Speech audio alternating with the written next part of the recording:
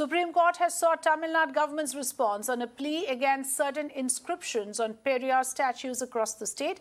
Petitioner contended that the state cannot put up these statues with public money, and that too wrongly quoting Periyar.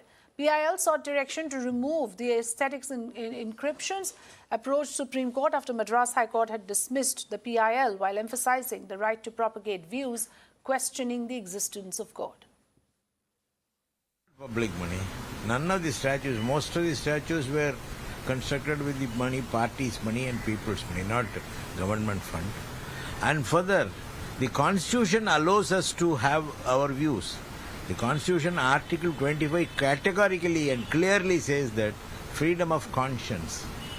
Freedom of conscience means if I feel that there is no God, I have the right to say. If I feel that I should follow any religion, it is my fundamental right. The government cannot interfere with that. It is my fundamental right provided in the Constitution to protect the rights of the individual citizens of this country. We have quoted only Periyar's words, and Periyar has every right, and every individual of this country, every citizen of this country has the right to say so. Let me go across to Dharani joining us live. Dharani, at this stage, this entire controversy has taken a new dimension with the kind of response that the Supreme Court has sought from the Tamil Nadu government. Give us more details, please.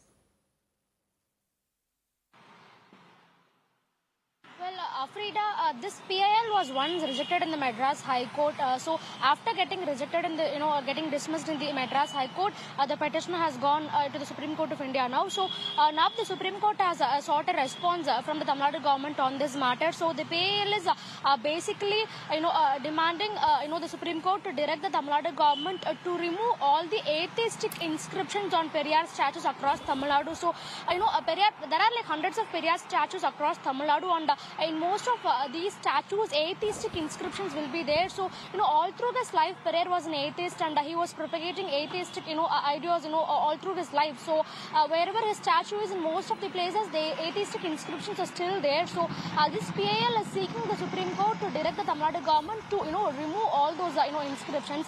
But we heard what the DMK MP TKS Elangovan has to say on this. So, he is very clearly telling that, Periyar never forced anyone to, follow his ideas or ideologies. In fact, Periyar was, telling people that if they like his idea or ideology, they can follow it. And if they do not like it, they do not have to follow it. So, there's no, there's no place for forcing here. So, that's what Periyar was telling all through his life. So, in that backdrop, now DMK is telling that this PIL is baseless. So, they're also telling that, Periyar statues are not constructed, using public's tax money. In fact, it is constructed using, political parties' fund, and, common public's, fund collection money. So that's what they are telling. And they've also gone to tell that according to Article, 25 of the Constitution, everybody is provided with, right to concise. So this means that, anyone has the right to profess, practice, and propagate their, beliefs and ideas. And whoever wants to follow it can follow it, and whoever doesn't want to follow it cannot follow it. So that's what they are telling. That's how the DMK is defending,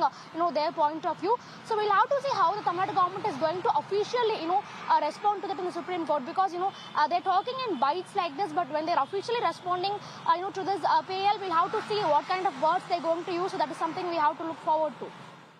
Thanks very much for joining us with the latest information.